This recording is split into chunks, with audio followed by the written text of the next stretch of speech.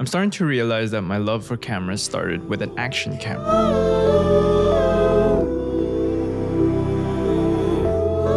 Looking back, all I really wanted to do at that time was film fishes and record memories. I begged my parents while the rest of my friends got Yu-Gi-Oh, PS3, speed stacks, but for me, I begged for an action camera. At that time, it was a GoPro. I don't even know what number it was. For the most part, I truly think that action cameras have gotten so good over the years that I think it's such an underrated tool to add into the workflow. A tool that I think everyone of any level can benefit from. This is the DJI Osmo Nano, and while everyone was busy with the embargo and the press release trying to get their videos for this one, I waited and I just bought this with my own money. And honestly, I was busy trying to negotiate on FB Marketplace to potentially buy other action cameras, and I ended up just going for this anyways. So let's get into the first use case on why I got an action camera, or specifically the Osmo Nano. And the first one is filming BTS footage. So I ran into this issue that I severely overlooked while filming for another video. You see, I live in Vancouver and it rains here quite often, so having to go back and forth, even if my iPhone is weather resistant, having to go back and forth on a wet screen and having to go to Notion and then look at the script that I wrote and then monitor with my phone as well, which is monitoring right now with the A7C2. It was just a bit much, so I wanted to get a second camera that I will just leave on here and just have it while I'm just like shooting. So all of that to say that it was just content friction that I didn't want to tackle anymore. And the price per use I'll get out of this one is going to be insane, especially while freelancing. So it's a good ROI in my opinion. But the next reason as to why I also went with the Osmo Nano is because I've been seeing quite a bit of videos on YouTube that made me realize that, oh, this is actually a good camera in terms of the color, the quality, especially with D-Log M and the raw format of the DJI ecosystem.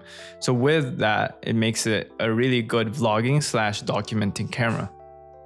I want to emphasize on the documenting because a lot of the stuff that I'm going to use this for is documenting either what I'm doing with my online business or what I'm going through on my 9-to-5 or what I'm doing with YouTube. So you see, honestly, talking head videos like this are great, but I'm starting to enjoy just going out in the field, like actually shooting, going into the nature, and having a dedicated camera in order to do these sort of activities makes a world of a difference, especially when you are in a climate that's not forgivable. And honestly, another reason as to why I got this as well is that just whipping out the A7C2 on people makes them feel a certain type of way. The A7C2 is already a smaller camera compared to the other full frame cameras, but it still gets that look or that kind of inconvenience on others. And I really hate having people feel that way when I'm bringing around my cameras, unless they ask me to bring my A7C2. But having this, no one really pays attention. Actually, people get interested on, oh wow, that's such a small camera. What is that? How does that even make sense? It's just like whipping out a phone, but not really. It's more of a stealthy camera rather than a camera that you intimidate people with. And I honestly think that's why smaller cameras like the Osmo action cameras, the Osmo Pocket 3, iPhones and tinier cameras do well in general is because you just don't shock anyone and you get more natural reactions from your video. And when you want to storytell, you don't want fakeness or inauthenticityness on it. Another use case as to why I got this Osmo Nano is getting those really cool angles. It's just another way to open up the creative bank so that you have more tools to play with. You can put this, since it is a magnetic camera, you can put it almost anywhere that has, magnetism in it, and you can put it on your backpack as a POV mount. You can put it hanging off of something in the bathroom, in the car, at the back of the car, on my neck. And there's just so many other options. And on top of that, other options, one of the most important ones I would even consider is the audio of this device. Not necessarily the audio of the internal mic, but the things that you can connect with it. Since I am in the DJI ecosystem, it just made sense to have this camera and have this DJI mic connect to it. So once it's connected with each other, it just makes it seamless in order to have really good audio, which is, I would argue, is as important as the video itself. After applying for this project, and it's pretty sick. I'll probably be putting stuff up in the screen, but it's a very unique video project. You see, bad video or bad video quality can sometimes be forgivable. However, if you have really bad audio, it's an immediate turn off with people. Like, look at the comments whenever the background music is a bit too loud. I suffer with this, and maybe you who will make videos in the future will encounter this issue too, where people will be like, oh, might as well just get rid of the background music because it is a bit louder. People don't pay attention too much to this while they're editing because they're having fun with it, but background music in relation to your dialogue, your talking head videos, they play a role in how people perceive your videos. If you don't pay attention to these small things, they're gonna think that, oh, he's not a professional, or he doesn't care about the quality of his video. So it's a bit more niche, but the Osmo audio system works well. You can use the Mic Mini, you can use the DJI Mic 2, the Mic 3 on this one, but the Mic 1, I believe you can't. But now let's talk downsides, because not all action cameras have upsides to it. No camera is ever perfect, but the downside for this camera is that apparently it overheats. The issue with me claiming or making any claims in regards to it not overheating is that I live in Canada. So Canada is a bit colder throughout this season. So me having to test it outside might not be favorable for people who are, for example, living in Southeast Asia and Asia in general.